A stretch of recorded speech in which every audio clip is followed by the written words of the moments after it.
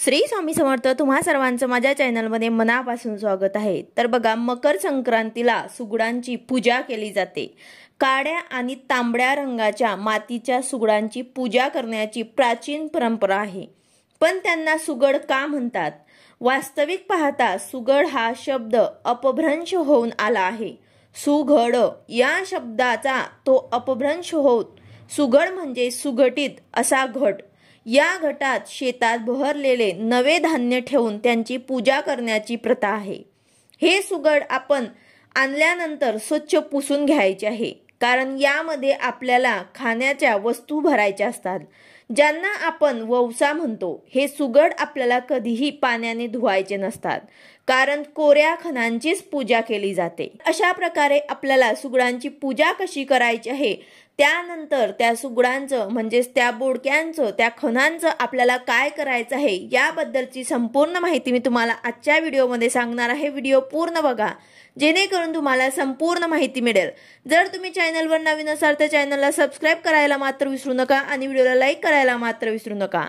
तर बघा, प्रत्येक महिन्यात सूर्याचे जे राशी परिवर्तन होते त्याला संक्रांत असे म्हणतात। वर्षभरात एकूण 12 संक्रांती येतात। अशा प्रकारे प्रत्येक महिन्यात एक संक्रांत असते, परंतु मकर संक्रांतीला काही खास महत्त्व आहे। या दिवशी सूर्य धनु राशीतून मकर राशीत प्रवेश करतो, यामुळे या सणाला मकर संक्रांती असं म्हटलं जातं। तर नवीन वर्ष 2025 मध्ये मकर संक्रांत हे 14 तारखेला साजरी केली जाणार आहे। महाराष्ट्रामध्ये हा सण 3 दिवसात साजरा केला जातो।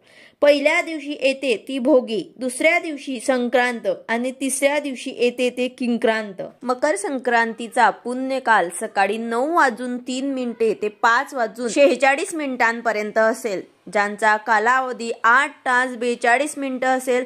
हा स्नानदानाचा शुभ मुहूर्त आहे। तसेच मकर संक्रांतीचा महापुण्यकाल सकाळी 9:03 ते रात्री 10:48 पर्यंत असेल, ज्याचा कालावधी 1 तास 45 मिनिटे असेल। तर या शुभ मुहूर्तावर ते पूजा करणे अत्यंत शुभ मानले जाते। विशेष म्हणजे या दिवशी 19 वर्षानंतर दुर्मिळ योगायोग पुष्यातील संक्रांतीला आकाश लाल होईल। तर आपल्याला महाराष्ट्रामध्ये मकर संक्रांतीच्या दिवशी तिळगुळ वाटणं, पतंग उडवणं, यासोबतच महिला सुगडांची पूजा मांडतात। लहान सुगडं देवघरात मांडून त्यांची पूजा केली जाते। धनधान्याचं प्रतीक म्हणून त्यात हरभरा, गाजर, ऊस, तीळ, शेंगदाणे, बोरं, तिळगुळ हे साहित्य भरलं जातं। तर हे सुगड तुम्हाला मकर संक्रांतीच्या काळात बाजारात मिळून जातील। काळ्या किंवा तांबड्या रंगाचे सुगड असतात। तर तुमच्याकडे ज्या प्रकारचे सुगडांची पूजा केली जाते ते तुम्हाला आणायचे आहे। ते आपल्याला व्यवस्थित आणायचे आहे, कुठनंही तुटलेले फुटलेले नसावेत। व्यवस्थित आणून त्यांना घरी स्वच्छ कपड्याने पुसून घ्यायचे आहे। आपल्याला 5 सुगड लागतील। आपल्याला 5 सुगड जे आहेत ते आणायचे आहेत। यानंतर एका पाटावर किंवा चौरंग मांडून हे सुगडांची आपल्याला त्यावर ते पूजा करायची आहे। तर पाटाभोवती आपल्याला छान रांगोळी काढायची आहे। त्यानंतर आपल्याला पाटावर ते लाल किंवा तांबड्या रंगाचे वस्त्र टाकून त्यावर तांदूळ किंवा गहू ठेवायचे आहे आणि त्यावर सुगड मांडायचे आहे। सुगड मांडण्याआधी त्यांना हळद कुंकू ओले करून त्यांना उभ्या रेषा लावून सजवायचे आहे। हरभरा, गाजर, ऊस, तीळ, शेंगदाणे, बोरं, तिळगुळ, गव्हाच्या लोंब्या हे सर्व साहित्य सुगडात घालायचे आहे। त्यानंतर सुगडांवरती अक्षता, फुलं, हळदी कुंकू वाहून मनोभावे नमस्कार करायचा आहे। तिळाचे लाडू आणि हलव्याचा नैवेद्य दाखवायचा आहे। काही ठिकाणी विशेषतः कोकणात काळ्या सुगडांवर लाल सुगड पालथे ठेवण्याची पद्धत आहे। अन्यत्र काळं सुगड मोठं खाली ठेवून त्यावर लाल ठेवून दोन्हीत वाण भरतात आणि सुगडांवरती हळदी कुंकू, फुलं, अक्षता वाहून मनोभावे नमस्कार करायचा आहे। तसेच बऱ्याच ठिकाणी या सुगडांना धागा सुद्धा बांधण्यात येतो। तर लाल पिवळा धागा किंवा पांढरा धागा त्याला हळदी कुंकू लावून तो धागा आपण सुगडांना बांधायचा आहे। तर तुमच्याकडे जशी पद्धत असेल तशा प्रकारे तुम्हाला सुगडांची पूजा करायची आहे।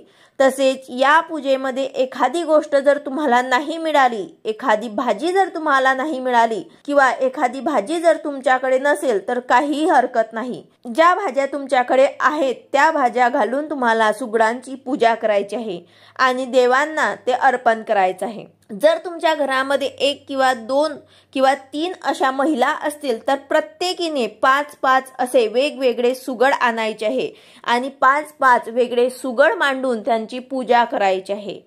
तर बघा, काही ठिकाणी यांना सुगड तर काही ठिकाणी यांना बोडके किंवा खण अशा बऱ्याच नावांनी ओळखल्या जाणाऱ्या सुगडांची आपल्याला अशा पद्धतीने पूजा करायची आहे। तसेच आता या सुगडांचं काय करायचं तर बघा, संक्रांतीच्या दिवशी तिळाला आणि गुळाला अनन्यसाधारण असं महत्त्व आहे।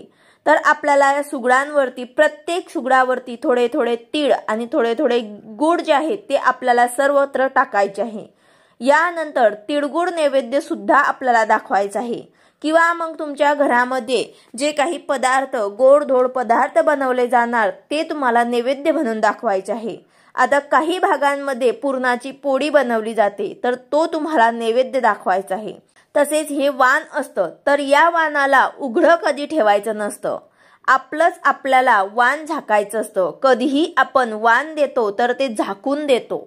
याचा अर्थ असा असतो की माझ्या संसारात धनधान्य समृद्धी कशाचीही कमतरता पडू नये व माझ्या सुखी संसाराला कोणाची वाईट नजर लागू नये, यासाठी याला झाकून ठेवायचं असते। पूर्ण दिवसभर आपल्याला पूजा झाल्यानंतर याला झाकून ठेवायचं आहे।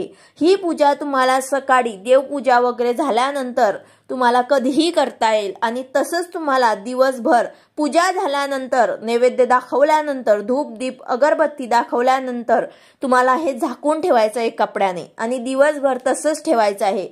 त्यानंतर दुसऱ्या दिवशी तुम्हाला हे वाण जे आहे ते तुम्हाला वाटायचं आहे। आता हे वाण कोणाला वाटायचं आहे तर हे वाण तुम्हाला सवाष्ण महिलांना द्यायचं आहे। जर तुम्हाला 5 सवाष्ण महिला मिळाल्या, तुमच्या घरी जर आल्या तर त्यांना हळदी कुंकू लावून त्यांना हे वाण वाटायचं आहे।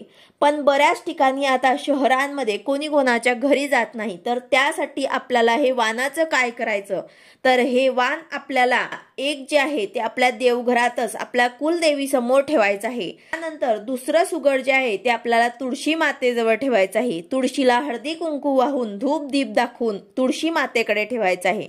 यानंतर 3 सुगड तुम्हाला महिलांना द्यायचे आहे किंवा मग मंदिरात जायचं आहे आणि तिथे जर महिला असतील तर त्यांच्या ओटीमध्ये तुम्हाला हळदी कुंकू लावून त्यांच्या ओटीत ठेवायचे आहे, त्यांच्या ओटीत द्यायचे आहे।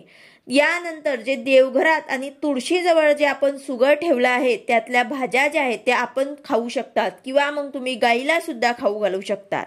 तर अशा प्रकारे आपल्याला जे भाज्या आहेत ते आपण खाऊ शकतात किंवा मग गाईला सुद्धा खाऊ घालू शकतात। तर अशा प्रकारे आपल्याला या सुगडांची पूजा करायची आहे आणि हा मकर संक्रांतीचा सण जो आहे तो आनंदाने, उत्सवाने सर्वांनी एकत्र होऊन साजरा करायचा आहे। व्हिडिओ आवडला असेल तर लाईक करा, शेअर करा, सबस्क्राईब करा। भेटूया अशाच नवीन व्हिडिओ सोबत। श्री स्वामी समर्थ।